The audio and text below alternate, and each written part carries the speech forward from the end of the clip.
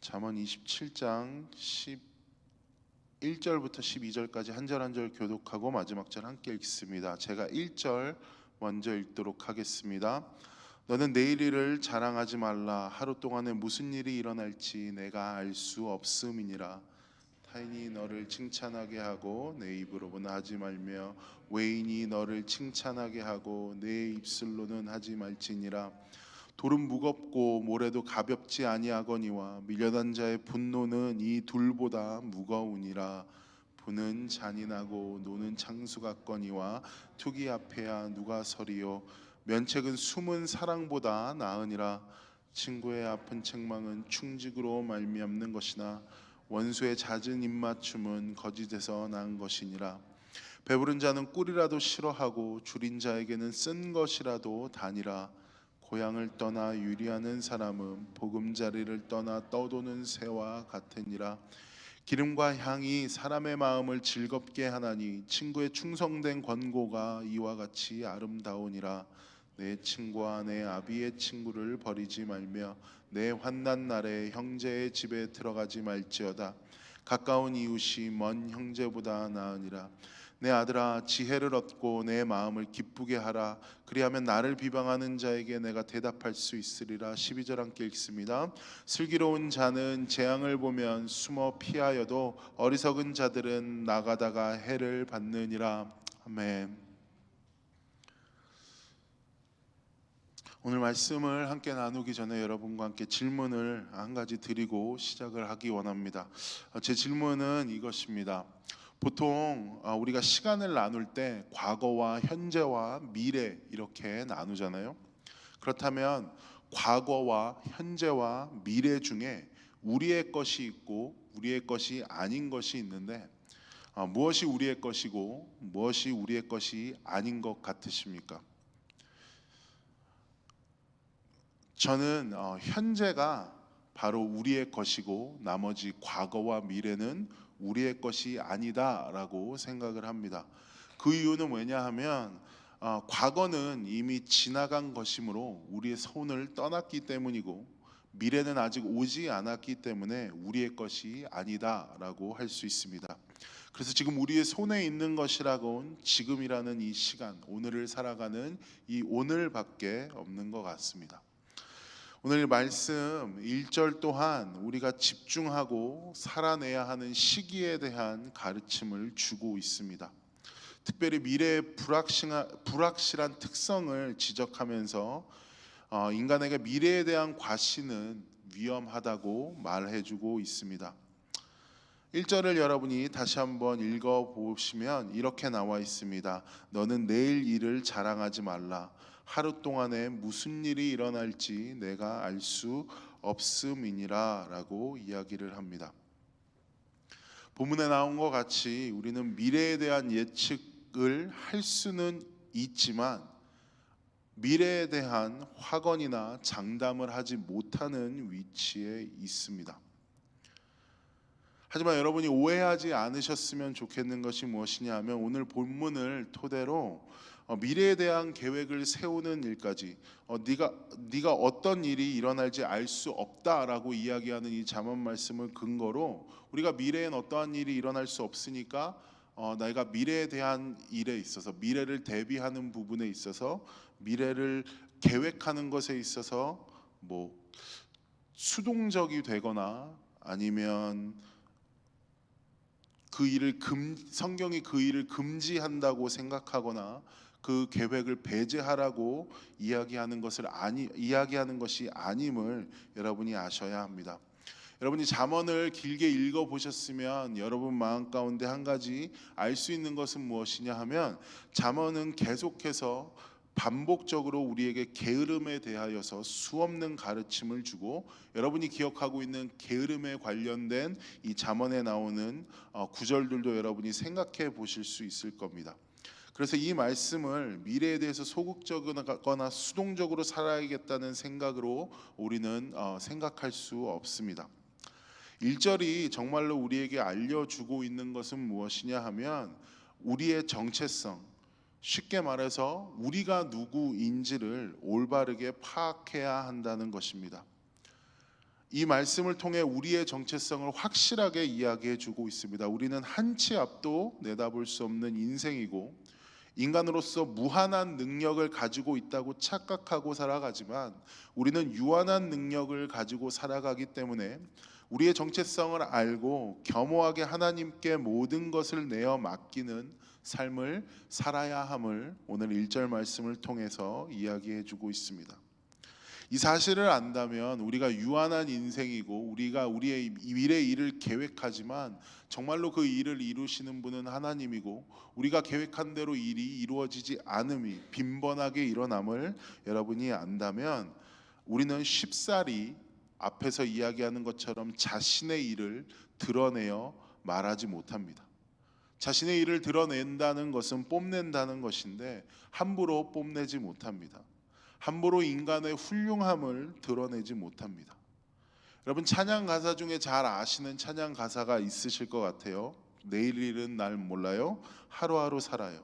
불행이나 유행함도 내 뜻대로 못해요 라는 오래된 찬양의 가사의 고백을 여러분이 알고 계실 겁니다. 이 고백에 나오듯 우리는 이 고백을 통해서 내일이라는 하루를 쥐고 계신 분이 하나님이시고 비록 현재 누구에게 자랑할 수 없는 순간을 살고 있다 할지라도 지금 내 손을 잡고 계신 분이 하나님이라는 존재를 겸손히 고백하면서 그 하나님 뜻에 맞는 삶을 살기로 매 순간 다짐해야 하는 사람들이 바로 1절에서 이야기하는 올바른 가르침을 받아 살아가는 사람들임을 우리는 알 수 있습니다. 야고보서의 저자 야고보도 오늘 본문 1절과 같은 가르침을 신약에서 우리에게 주고 있습니다. 야고보서 4장 13절부터 17절에 이렇게 나와 있습니다. 여러분 한번 들어보십시오. 들으라 너희 중에 말하기를 오늘이나 내일이나 우리가 어떤 도시에 가서 거기서 1년을 머물며 장사하여 이익을 보리라 하는 자들아 내일 일을 너희가 알지 못하는도다. 너희 생명이 무엇이냐 너희는 잠깐 보이다가 없어지는 안개니라. 너희가 도리어 말하기를 주의 뜻이면 우리가 살기도 하고 이것이나 저것을 하리라 할 것이거늘 이제도 너희가 허탄한 자랑을 하니 그러한 자랑은 다 악한 것이라. 그러므로 사람이 선을 행할 줄 알고도 행하지 아니하면 죄니라 라고 이야기하면서 야고보는 이 말씀을 통해 한 인생의 정체성은 온전히 하나님께 달려 있다고 고백합니다. 그리고 나서 우리의 정체성을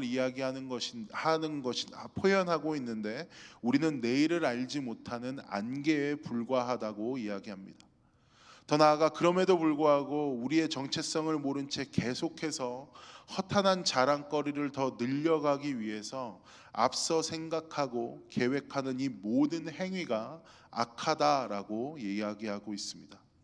그리고 더 나아가 오히려 안개 같은 인생 가운데에서도 우리는 선을 행할 수 있는 힘이 있음을 고백하며 주어진 하루 가운데 선을 행하며 살아가야 함을 말해주고 있습니다.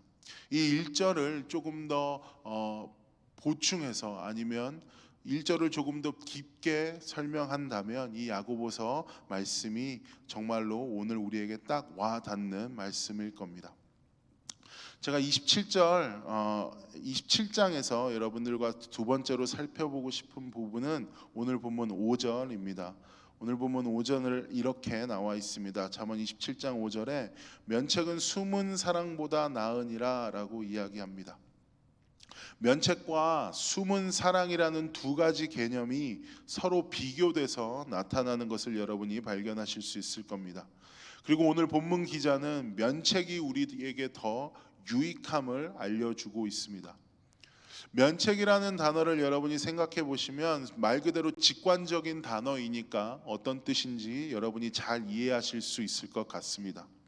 근데 그 뒤에 나오는 숨은 사랑이라는 단어가 여러분에게 조금은 추상적으로 다가오지 않으세요?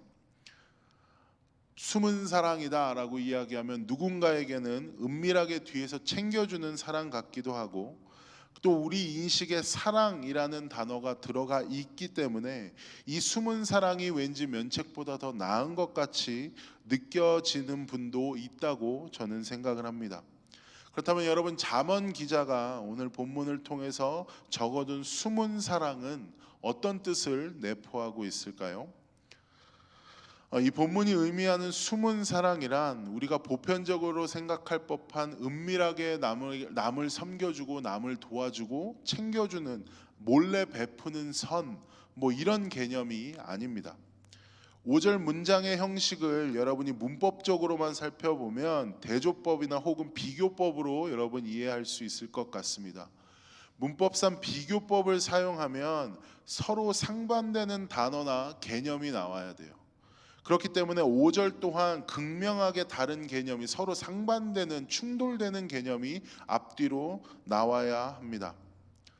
이 새벽이라 조금 더 길게 설명할 수 없지만 어쨌든 이런 맥락 아래 뒤에 나오는, 이 면책 뒤에 나오는 숨은 사랑이라는 단어를 생각해 보면, 면책이라는 것이 면책이라는 것을 생각해 보면 공개적인 꾸짖음 정도로 생각할 수 있을 것 같습니다.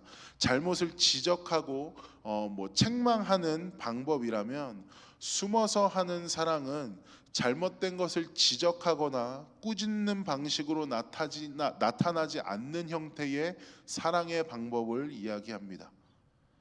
쉽게 이야기하면 사랑을 한다고 이야기하지만 꾸짖음이 없고, 사랑한다고 이야기하지만 잘못을 바로잡아주는 행위가 없는 형태의 어떠한 모습들을 이야기하는 것이 이 잠언 5장에 나와 있는 숨은 사랑의 개념입니다.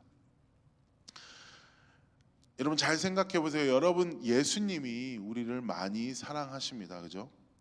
그리고 성경은 예수님의 사랑에 대한 위대한 이야기들이 너무나도 많이 기록되어 있는 책입니다. 그리고 그 사랑을 받은 대상이 우리라고 이야기를 하고 있습니다. 근데 여러분, 그 사랑의 이야기에 빠지지 않고 등장하는 것이 무엇이냐 하면, 예수님은 잘못된 행동은 일삼던 사람들을 향해서 무서운 꾸짖으십니다.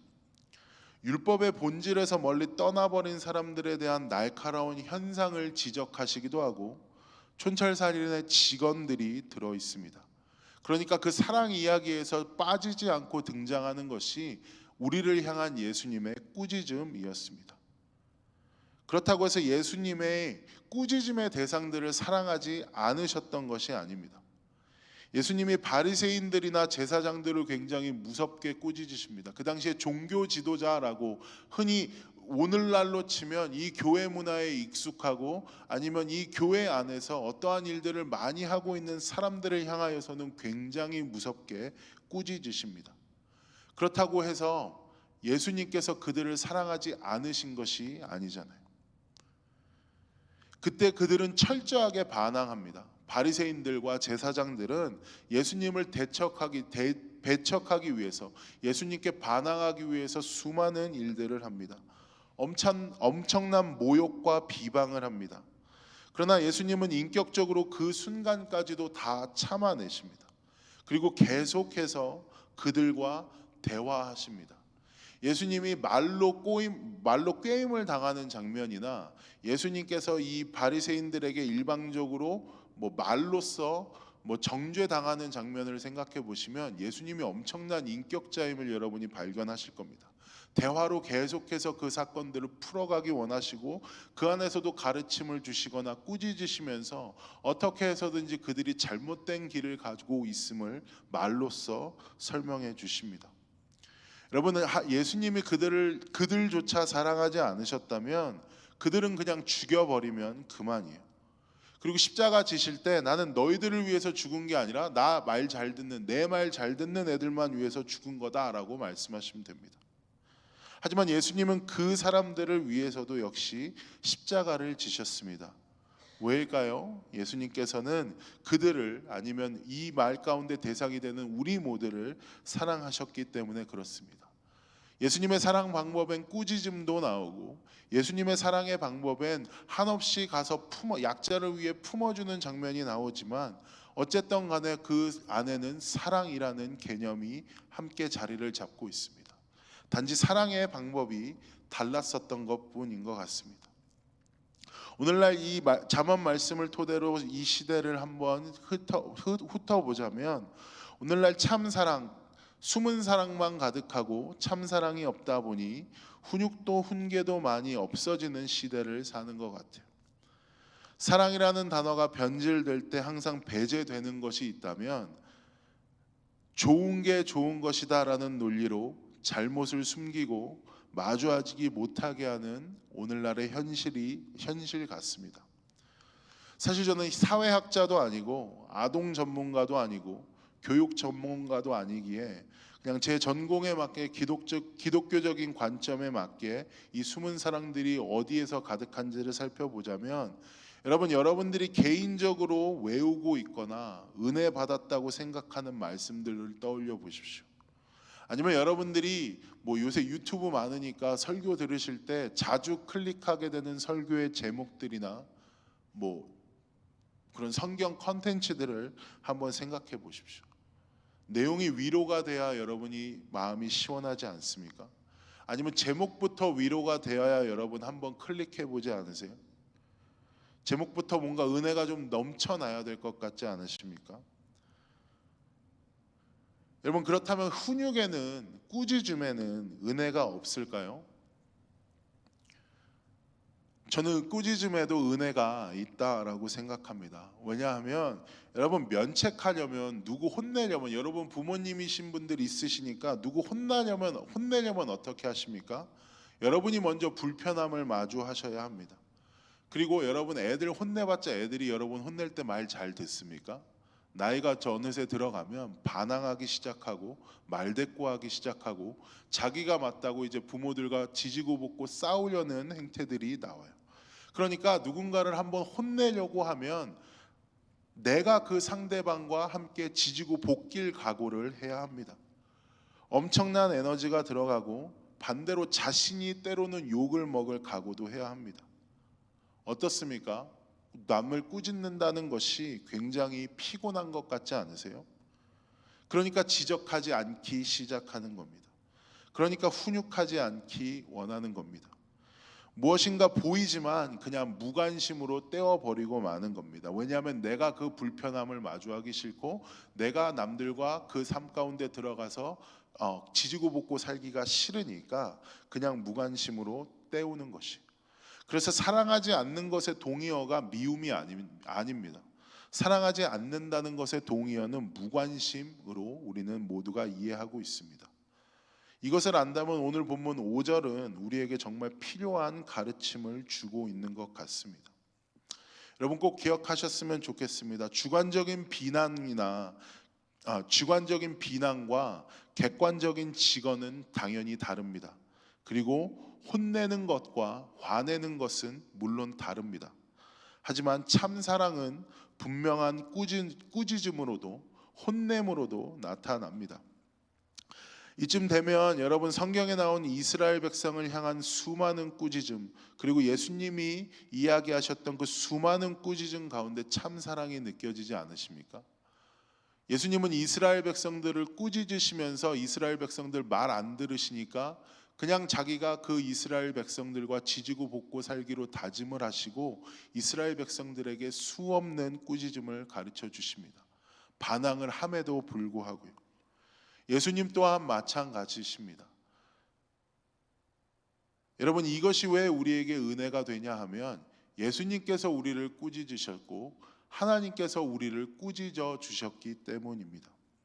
그 말은 예수님께서 여전히 우리와 오늘 하루를 살아가며 지지고 볶고 살기를 원하시고 예수님 또한 어떠한 불편함을 마주하기 원하시며 우리를 여전히 꾸짖음을 통하여 사랑한다고 말하고 계시기 때문에 그렇습니다. 오늘 말씀을 마무리하기 원합니다. 두 가지를 살펴본 것 같습니다. 우리의 정체성은 우리는 유한한 존재이고 예수님께서 하나님께서 무한한 존재이심을 우리는 발견해야 한다고 잠언 기자는 이야기해주고 있습니다. 그리고 그 무한한 하나님께서 우리를 향하여 꾸짖었듯이 우리 또한 남들을 대할 때 숨겨진 사랑으로 대하는 것이 아니라 우리가 정말 그 하나님께서 주신 그 마음을 통하여서 남들을 제대로 훈육하고 가르쳐야 함 또한 그것 또한 사랑의 또 다른 방법임을 이야기해주고 있습니다. 그리고 더 나아가 우리 또한 예수님의 그 참사랑, 숨겨진 사랑이 아닌 참사랑의 대상들임을 이 잠언을 통하여 우리는 다시 한번 발견했습니다. 그 예수님의 사랑 안에 흠뻑 젖어서 참사랑을 경험하시는, 그리고 참사랑을 알려주시는 놀라운 하루를 사는 우리가 되기를 소망합니다. 제가 기도하겠습니다. 사랑과 은혜의 주님, 날마다 이 잠언 말씀으로 주님께서 우리에게 은혜를 베풀어 주시니 너무나도 감사드리며 나아갑니다. 사실 이 잠언 말씀 읽기만 해도 주님의 음성이고, 이 말씀을 통하여서 우리의 삶 가운데 수많은 변화가 있을 수 있는데, 우리는 이것을 그저 지적으로 그냥 시간을 하나님 앞에 드린다라는 의미로 수박 겉핥기식으로만 대하고 있지 않은지 다시 한번 이 아침에 생각해 봅니다. 잠언에서 우리에게 가르쳐주는 이 두 구절뿐만이 아니라 이 풍성한 가르침 가운데 오늘 하루 젖어서 주님께서 우리의 삶을 더욱더 풍성하게 만드시는 하루 살아갈 수 있도록 주님 오늘 예배드리는 자들 가운데 함께하여 주시옵소서. 감사드리며 모든 말씀 우리를 구원하신 예수님 이름으로 기도했습니다. 아멘. 하늘에 계신 우리 아버지여, 이름이 거룩히 여김을 받으시오며 나라의 마옵시며 뜻이 하늘에서 이루어진 것 같이 땅에서도 이루어지이다. 오늘날 우리에게 일용할 양식을 주옵시고, 우리가 우리에게 죄진 자를 사하여 준 것 같이 우리의 죄를 사하여 주옵시고, 우리를 시험에 들게 하지 마옵시며 다만 악에서 구하옵소서. 대개 나라와 권세와 영광이 아버지께 영원히 싸움나이다. 아멘.